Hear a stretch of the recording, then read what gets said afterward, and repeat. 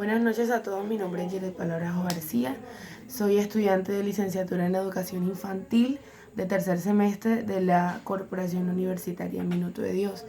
En esta hora quiero compartir con ustedes un tema muy importante como lo es el modelo de desarrollo dominante y quiero tocar unos hitos importantes de este modelo.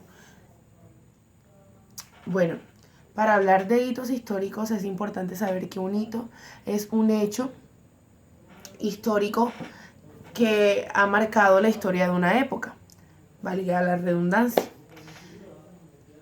Pero cuando hablamos de hitos históricos referentes al modelo de desarrollo dominante, hacemos referencia a cuando la población considerada superior domina a la población considerada inferior.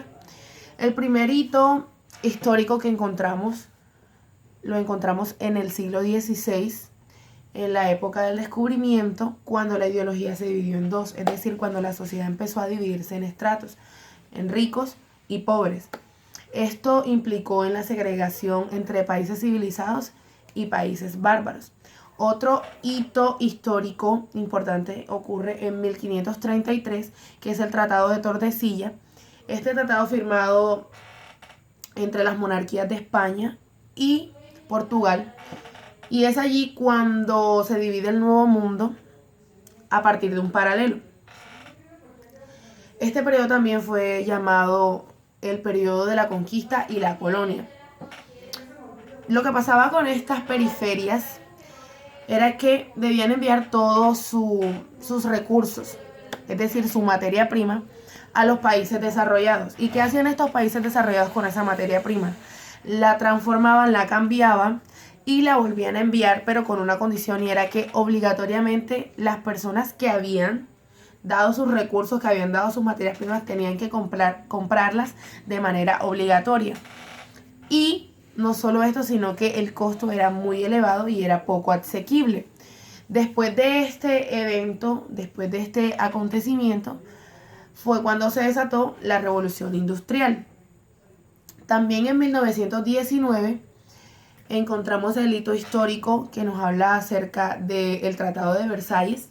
Estos tratados de paz redistribuyen tierras y pueblos tras la Primera Guerra Mundial. El Tratado de Versalles incluyó cláusulas políticas y morales y le prohibió también a Alemania formar parte de la Sociedad de Naciones y los obligó a tomar responsabilidad de la guerra y de todos los daños y pérdidas causadas a los gobiernos aliados. Sin embargo, estas potencias no siguieron el proceso de control, explotando sus recursos naturales. También en el año de 1949 es otro hito histórico importante, que es la era del desarrollo. Esto fue a cargo del presidente Truman. Él planteó la necesidad de implementar políticas de desarrollo para que los países menos avanzados pudieran alcanzar el estándar económico y cultural del occidente.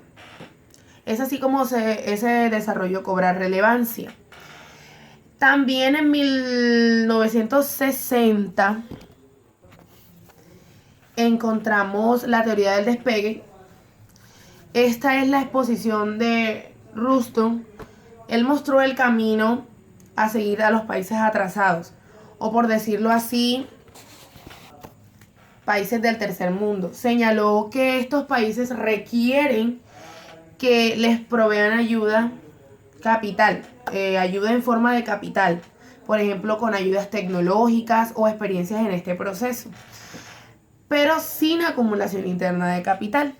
En el 2003, el Banco Mundial sobre el desarrollo de estos países, desarrollos entre ricos y pobres, entre estos países, o sea, la diferencia que había, hablando de cantidades, hablando entre números, la diferencia que había era enorme. Por ejemplo, cuando la salud de los países pasa de ser un servicio público a un servicio privado, deja de ser un derecho que nosotros como seres humanos tenemos. porque ya no es algo gratis, ya no es algo público, sino algo privado. Bueno, estos países ricos, ellos recibían casi $2.700, mientras que los países pobres recibían tan solo $29. Entonces la diferencia es exorbitante en cuanto a los países ricos y los países pobres.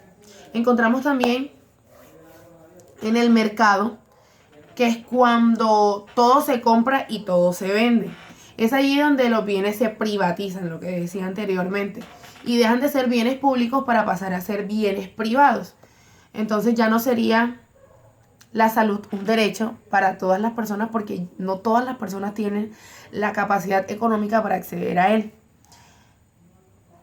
Y hablando acerca del Papa II, Juan Pablo II, no podemos desconocer la labor infatigable que él ha realizado en materia de doctrina social, porque sus diferentes intervenciones y acciones a favor de los menos favorecidos ha sido algo supremamente notorio, como su posición ante las situaciones de conflicto, situaciones de guerra, de hambre, donde se hace evidente la intervención de la iglesia y se ha mostrado siempre la misión y la visión que él ha tenido frente a ayudar al prójimo.